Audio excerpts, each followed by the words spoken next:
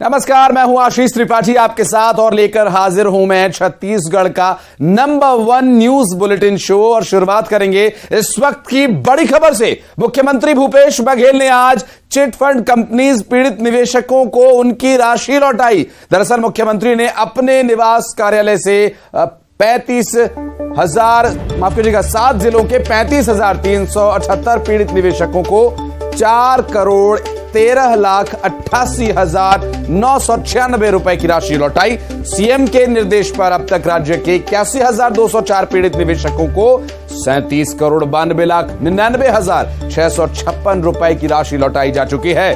208 chit fund companies के खिलाफ 462 मामले दर्ज किए गए हैं और इनसे संबंधित 700 से अधिक डायरेक्टर्स या पदाधिकारियों की गिरफ्तारी भी हो चुकी है। तो कार्रवाई तो की ही जा रही है, साथ ही यहां पर पीड़ित निवेशकों को अब एक राहत। फंड कंपनी में जो निवेश किए थे उनके राशि वापसी का कार्यक्रम, और इसमें रायपुर जिले से 13,676 निवेशक की राशि 1,44,37,000 रुपया आज वापस किया गया। बिलासपुर में 16,615 निवेशकों के 84,55,760 रुपया।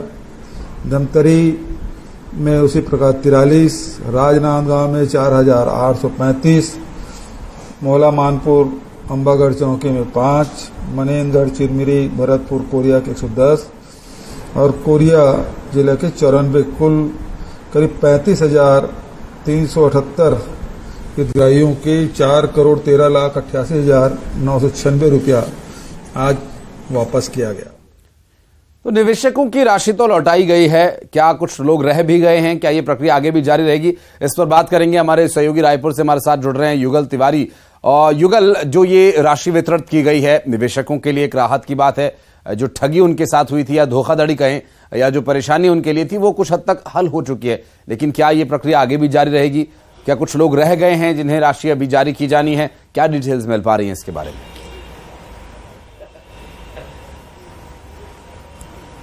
देखिए आशीष, छत्तीसगढ़ के 81,000 से अधिक ऐसे निवेशक हैं जिनकी 37 करोड़ से अधिक की राशि राज्य सरकार ने वापस की है। और उनके मैनिफेस्टो में भी शामिल था कि चिट फंड कंपनियों के जो लोगों को ठग करके, गाड़ी कमाई को ठग करके सैकड़ों जो चिट फंड कंपनियां हैं वो ले करके राशि चले गए थे, उनके जो डायरेक्टर हैं और इसके अलावा अन्य जो एजेंट हैं उनकी लगातार छत्तीसगढ़ में गिरफ्तारी हुई। दूसरे राज्यों से ला करके उनकी गिरफ्तारी की गई है।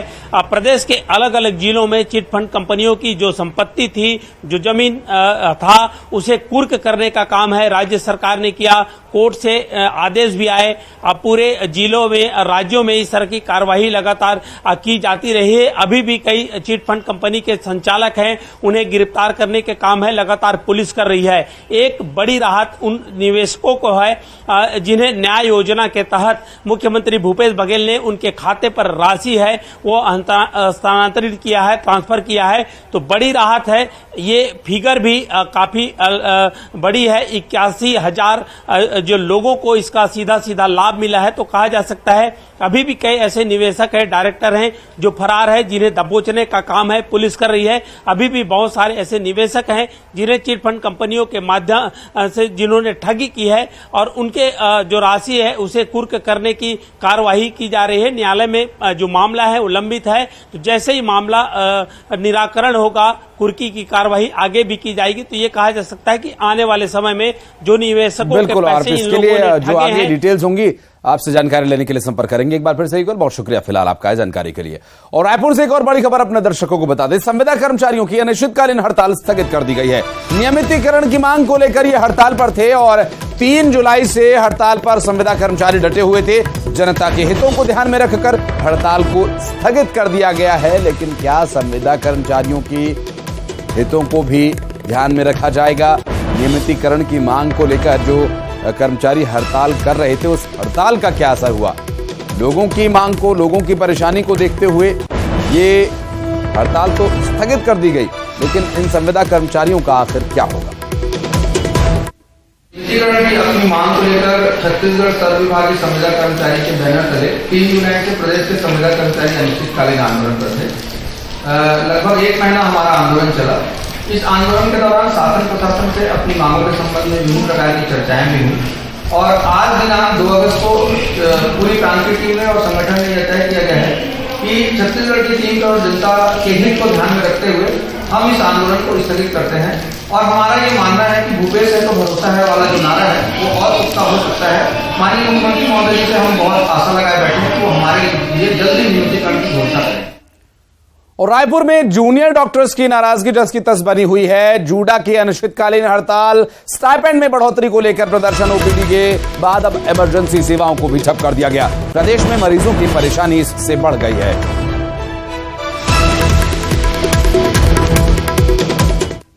अभी तक तो कोई भी पहल नहीं की गई है, लेकिन हम लगातार प्रशासन से लगे हुए हैं, कम्युनिकेशन के थ्रू लगे हुए हैं। कल हमारी डीन मैडम से मीटिंग हुई थी, आज डीन और डीएमई सर से हम मिलने वाले हैं। तो हम अपनी तरफ से पूरी कोशिश कर रहे हैं, जो भी कम्युनिकेशन के थ्रू या पत्रों के माध्यम से लगातार पहले भी लगे हुए थे, अभी भी लगे हुए हैं। और हम चाहते हैं कि मरीजों को कोई परेशानी नहीं हो, इसलिए सरकार जो है वो जल्दी से जल्दी ही इस मुद्दे पर कार्रवाई करे।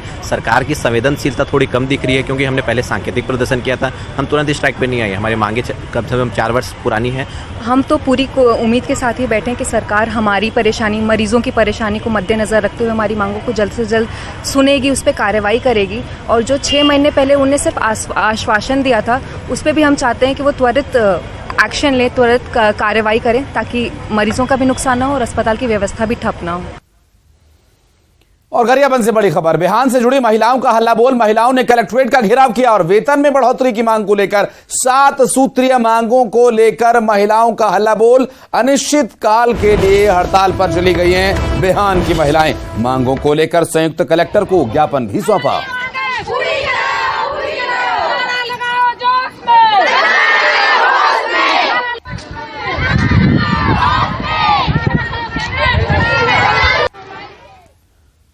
और महासमुंद से इस वक्त की बड़ी खबर, आपको बता दें कि नशे के सौदागरों पर शिकंजा कसा गया। 2 अंतर्राज्यीय गांजा तस्कर पकड़े गए हैं और गिरफ्तार किया गया। इन्हें तस्करों के पास से 150 किलो गांजा जब्त किया गया। जब्त गांजे की कीमत करीब 37 लाख रुपए बताई जा रही है। सिंघोड़ा पुलिस ने बड़ी कार्रवाई करते हुए मध्य प्रदेश के 2 अंतर्राज्यीय तस्करों को गिरफ्तार किया। ओडिशा से ये गांजे की तस्करी कर रहे थे। मध्य प्रदेश में गांजे को खपाने की इनकी तैयारी थी।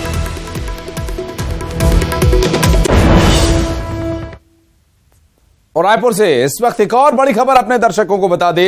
राजधानी के मुदहापारा में राजबांधा मैदान में बवाल हो गया। दरअसल मुदहापारा राजबांधा मैदान के पास जमकर तलवार, चाकू और फरसा चला। ये तस्वीरें वही की हैं। दरअसल यहां आसिफ और फिरोज नाम के 2 लोग भिड़ गए। बाहरी बदमाशों ने खड़ी गाड़ियों पर, दुकानों में तलवारें चलाई। निगरानी बदमाश आसिफ और फिरोज के बीच वर्चस्व की लड़ाई बताई जा रही है। जहां सीसीटीवी में यह पूरा मामला कैद हो गया। आरोपियों के खिलाफ बलवा हत्या का प्रयास समेत कई संगीन धाराओं में मामला दर्ज किया गया।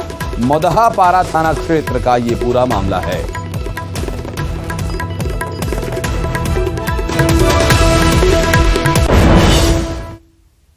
और रायपुर से बड़ी खबर, सांड के हमले में एक महिला की दर्दनाक मौत हो गई। सांड के हमले में घायल बुजुर्ग महिला की मौत हो गई। 73 वर्षीय महिला पर एक सांड ने हमला कर दिया। इलाज के दौरान बुजुर्ग महिला की मौत हो गई। बीकेएस अस्पताल में इलाज के दौरान महिला ने दम तोड़ दिया। खमतराई क्षेत्र के सन्यासी पारा का यह मामला। 2 हफ्ते से ये सांड आतंक फैलाए हुए था।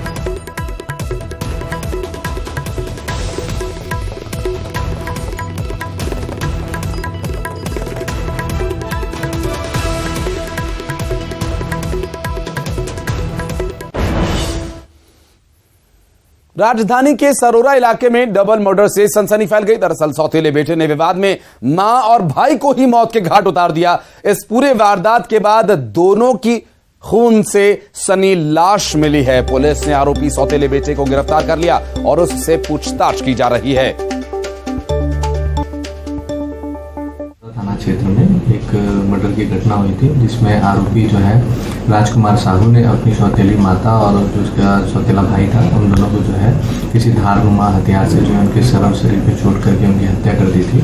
इसमें दोनों की स्पॉट में डेथ हो गई है और इसमें आरोपी राजकुमार साहू को पकड़ लिया गया। इसमें धारा 302 का मुकदमा दर्ज करके आगे की कार्रवाई। इसकी बहन को भी चोट लगी। इस दौरान उसने अपनी बहन को भी जो है मारने का प्रयास किया था, किंतु बहन ने जो है अपने आप को कमरे में बंद कर लिया था। उसे भी थोड़ा वो चोट के निशान है, उसे मेकाहारा में उसका इलाज चल रहा है।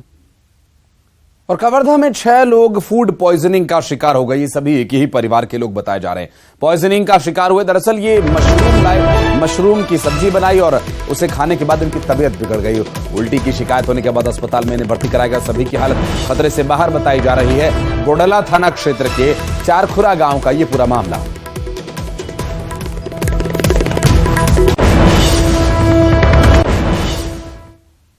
और बिलासपुर से बड़ी खबर, ट्रेन यात्रियों के लिए ये खबर बुरी है। जी हां, 6 यात्री ट्रेन को एक बार फिर रद्द कर दिया गया।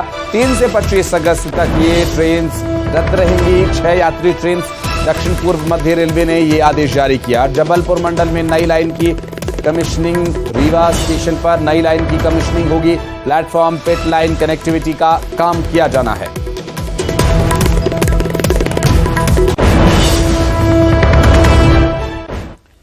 और रायपुर से बड़ी खबर आपको बता दें, मुख्यमंत्री भूपेश बघेल ने पीएम मोदी को एक पत्र लिखा। छत्तीसगढ़ में प्रधानमंत्री आवास योजना को लेकर यह पत्र लिखा गया। 6,99,439 आवास का लक्ष्य पूरा करने का अनुरोध किया गया। इस पत्र के माध्यम से आवास प्लस के 8,19,999 परिवारों के लिए भी आवास मांगा गया। प्रधानमंत्री आवास योजना में प्रदेश सरकार अब तक राज्यांश 88% राशि दे चुकी है।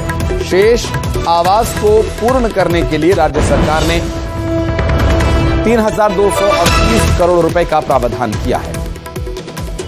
आपको बता दें कि सीएम भूपेश बघेल ने प्रधानमंत्री नरेंद्र मोदी को पत्र लिखकर इसमें राज्यांश देने के बाद जो अन्य लाभार्थी हैं या पात्र सदस्य हैं उन्हें प्रधानमंत्री आवास योजना के तहत आवास मिले, इसके लिए सिफारिश की है। और एक पत्र के माध्यम से प्रधानमंत्री तक ये गुहार उन्होंने लगाई है। और साथ ही ये भी जिक्र किया कि राज्य की तरफ से जो राज्यांश दिया जाना है वो 88% तो दे दिया जा चुका है। अब प्रधानमंत्री आवास योजना की देर कहां है और क्यों है। और उधर सीएम भूपेश बघेल के प्रधानमंत्री मोदी को लिखे गए पत्र पर बीजेपी के प्रदेश अध्यक्ष अरुण साव ने निशाना साधा। उन्होंने कहा कि पीएम आवास को लेकर केंद्र सरकार ने पत्र लिखा, केंद्र सरकार को पत्र लिखा गया, हमने आंदोलन किया, विरोध किया, इसके बावजूद 16 लाख गरीब परिवारों को उनके आवास से वंचित रखा गया। चुनाव नजदीक आते ही जनता को धोखा देने की नई नई बातें कर रहे हैं। लगातार भारत सरकार ने पत्र लिखा, हमने आंदोलन किया, लोकसभा में भी ये मुद्दे उठाए, पर राज्य की ये गरीब विरोधी भूपेश बघेल की सरकार ने छत्तीसगढ़ के 16 लाख गरीब परिवारों को प्रधानमंत्री आवास से वंचित करने का काम किया है। अब फिर से चुनाव नजदीक आता देखकर छत्तीसगढ़ के लोगों को भ्रमित करने का काम, धोखा देने के लिए नए नए प्रकार की बात भूपेश बघेल कर रहे हैं। पर छत्तीसगढ़ की जनता एक बार धोखा खा गई है, बार बार धोखा नहीं खाएगी। और मुख्यमंत्री भूपेश बघेल ने रायपुर दक्षिण विधानसभा से चुनावी हुंकार भरी है। बीजेपी का अभेद्य किला कहे जाने वाली इस सीट से, इस विधानसभा क्षेत्र से मुख्यमंत्री भूपेश बघेल ने प्रगति यात्रा की शुरुआत की। सबसे पहले सीएम ने दुधाधारी मठ में पूजा अर्चना की, जिसके बाद प्रगति यात्रा का शुभारंभ किया गया। और इस दौरान सभा को संबोधित करते हुए सीएम ने प्रदेश सरकार की उपलब्धियों को गिनवाया और भारतीय जनता पार्टी पर जमकर बरसे। कांग्रेस नेताओं ने इस सीट पर जीत के साथ ही प्रदेश में एक बार फिर से कांग्रेस की सरकार बनने का दावा किया। प्रगति यात्रा में उमड़ी भीड़ से कांग्रेस उत्साहित है। हालांकि भारतीय जनता पार्टी का कहना है कि कांग्रेस के सामने भरोसे का संकट है।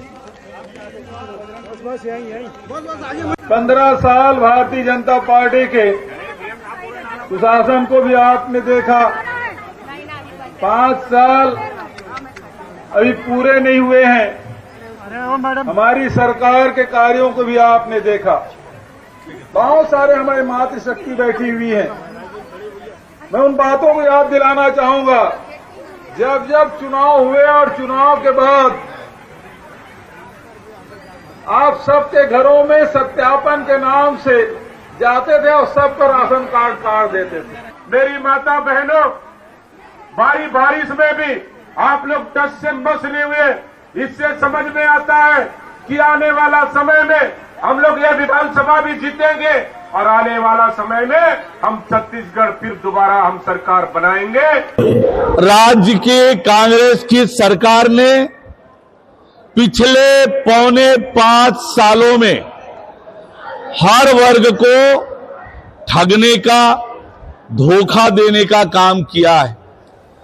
छत्तीसगढ़ की जनता, छत्तीसगढ़ के हर वर्ग के लोग इस सरकार पर अब भरोसा करना छोड़ दिए हैं।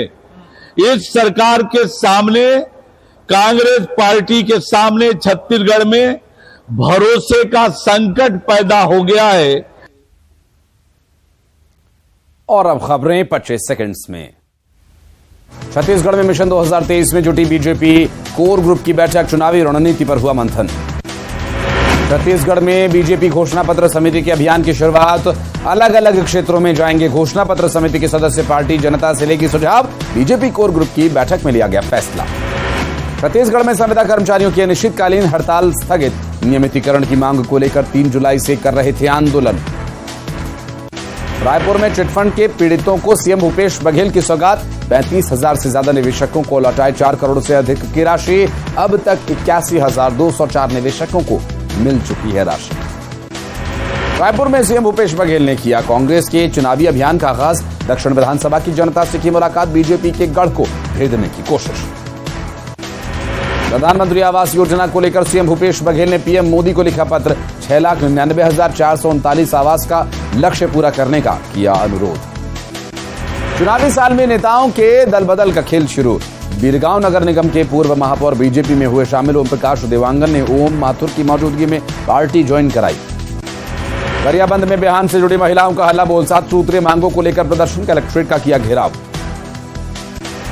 महासमुंद में नशे के सौदागरों पर शिकंजा, 2 अंतर्राज्यीय गांजा तस्कर गिरफ्तार, 150 किलो गांजा जब्त। जशपुर में एक शख्स का शव मिलने से सनसनी, नदी में तैरती मिली लाश, तफ्तीश में जुटी पुलिस। अंबिकापुर में पहली बारिश ने खोली भ्रष्टाचार की पोल, बारिश में बहा सित्तापारा नाला, नाले के निर्माण को लेकर धरने पर बैठे ग्रामीण। गरियाबंद में सिकसार जलाशय से छोड़ा गया 6,264 क्यूसेक पानी, 10 घंटे में पैरी और महानदी का बढ़ेगा जलस्तर। छत्तीसगढ़ में झमाझम बारिश, बलरामपुर में उफान पर कन्हर नदी, अंबिकापुर में घरों में घुसा पानी, आफत का भी अलर्ट जारी।